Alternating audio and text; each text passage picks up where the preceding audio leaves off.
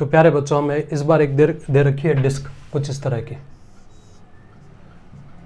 Disc के लिए बात करें अपन तो जो मास की वैल्यू है दैट इज कितना है एम है, रेडियस की वैल्यू कितनी है आर है, इस सेंट्रल एक्सिस ए बी के अबाउट डिस्क के लिए एम आई की वैल्यू कितनी है, मोमेंट ऑफ इनर्शिया कितना है, हम उसके बारे में विचार विमर्श करना चाहते हैं।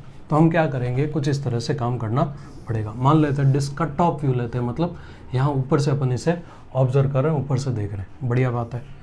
अब हमने क्या किया, ऊपर से देखने पे सर्कल सा दिखेगा, सेंटर से x डिस्टेंस पे जाकर के dx थिकनेस का एक टुकड़ा ले लिया। ये कितना है हमारे पास में, dx है। इसका मास निकालते हैं, dm इक्वल्स टू कितना आएगा, सिग्मा dA। क्योंकि जो हमारा डिस्क है ना, ये कैसा है, प्लेनर ऑब्जेक्ट है।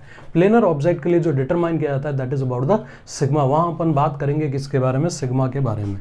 सिग्मा कितना आएगा भाई, सिग्मा की वैल्यू आएगी हमारे पास में, sigma equals to m upon pi r square. Last में इसकी वैल्यू रखेंगे अपन, तो सिग्मा dA मैंने इसका एरिया, एरिया कितना आएगा 2 पाई एक्स इंटू थिकनेस कितनी है dx, तो 2 पाई एक्स dx के इक्वल आ गया। इसको होल्ड कराते हैं अपन, ये आ गया हमारे पास इसका dm।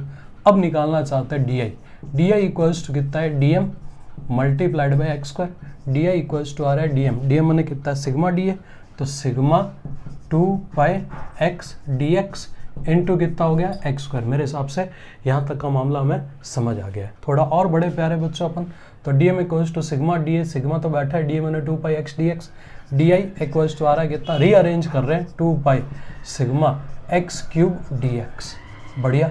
i इक्वल्स टू कितना, 2 पाई सिग्मा x की पावर 3 है, इंटीग्रेशन कितना आएगा, x की पावर 4 अपॉन 4, कहाँ से कहाँ तक है, 0 से लेके मोटे r तक। i इक्वल्स टू कितना, 1 अपॉन 2 पाई, 2 और 4 लड़ाई करेंगे, कितना बचेगा 2। सिग्मा के लिए फॉर्मूला क्या, m upon pi r square, तो m upon pi r square, ठीक बात है। फिर कितना आएगा हमारे पास में, r की पावर 4 माइनस 0 की पावर 4, r4 बचेगा, पाई से पाई रिजॉल्व, r4 और r स्क्वायर लड़ाई करेंगे, कितना बचेगा r स्क्वायर, तो i इक्वल्स टू कितना हो गया 1/2 mr स्क्वायर।